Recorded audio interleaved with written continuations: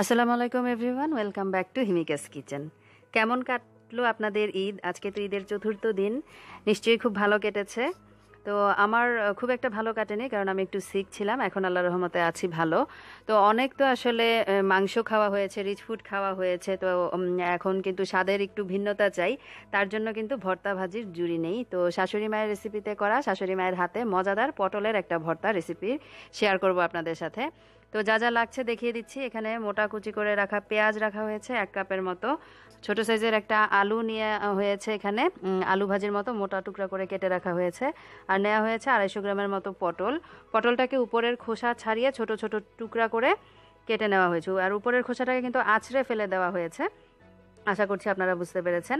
আর ছোট সাইজের 2টো দেশি রসুন কুচি করে রাখা হয়েছে, আর রাখা হয়েছে বেশ কিছু কাঁচামরিচ। ঝালটা যে যার স্বাদ অনুযায়ী অ্যাডজাস্ট করে নেবেন, আর আপনারা চাইলে এখানে শুকনা মরিচ দিয়েও ভর্তাটা তৈরি করতে পারেন। তো প্রথমে একটা ফ্রাই প্যানে 1 টেবিল চামচের মতো তেল নিয়ে তাতে দিয়ে দেওয়া হবে পটলগুলোকে সবার আগে ভেজে নিতে হবে, কারণ পটল এটা ভাজতে তুলনামূলক একটু সময় বেশি লাগবে অন্য উপকরণগুলো থেকে। সেই কারণে প্রথমেই পটলটাকে দিয়ে দেওয়া হলো। আর দিয়ে দেওয়া হবে এখানে লবণ, 1/2 চা চামচের মতো লবণ দিয়ে সুন্দরভাবে মিশিয়ে ঢেকে দিতে হবে। আর চুলা আঁচটাকে মিডিয়ামে রাখতে হবে। আর 5 মিনিটের জন্য ঢেকে রাখতে হবে পটলটাকে। 5 মিনিট পরে এতে অ্যাড করা হবে আলু। তবে আলুটা কিন্তু অপশনাল, আপনারা চাইলে না দিলেও পারেন, শুধু পটলের ভর্তাও করতে পারেন। তবে আলু দিলে যেটা হয়, একটু আঠালো ভাব হয় ভর্তাটার মধ্যে, খেতে আরও বেশি টেস্টি লাগে। তবে আলু ছাড়াও ভর্তাটাও তৈরি করলেও সেটাও অন্য রকমের টেস্টি লাগে। আপনারা চাইলে আপনাদের ইচ্ছা অনুযায়ী আলু সহ অথবা আলু ছাড়া ভর্তাও তৈরি করতে পারেন। তো আরও 5 মিনিট পরে ঢাকনাটা তুলে আলুগুলো দিয়ে দেওয়া হলো, আর নেড়ে নেওয়া হচ্ছে। এরপরে আবারও ঢেকে দেওয়া হবে 5 মিনিটের জন্য, যেন আলুটা মোটামুটি 80 থেকে 90% মতো সিদ্ধ হয়ে আসে।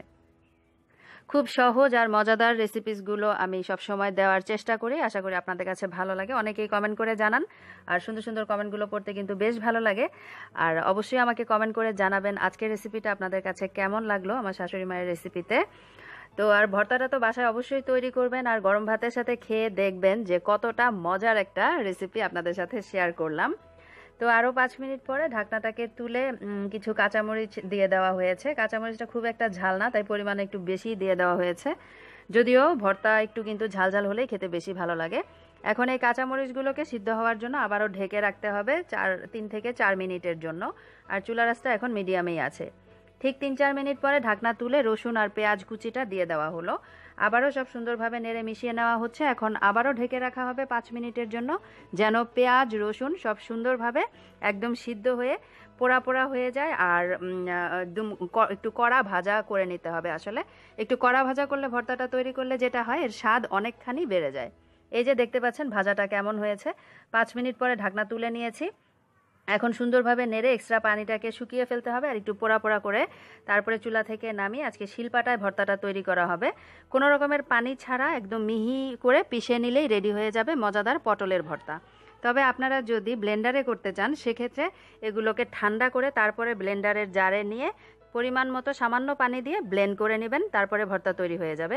গরম অবস্থায় কিন্তু ব্লেন্ডারে দিতে যাবেন না, তাহলে অনেক সময় ব্লেন্ডার নষ্ট হয়ে যেতে পারে। এরকমই সহজ আর মজাদার রেসিপিসগুলো পাওয়ার জন্য চ্যানেলটাকে সাবস্ক্রাইব করার অনুরোধ রইল। আজকে তবে বিদায় নিচ্ছি।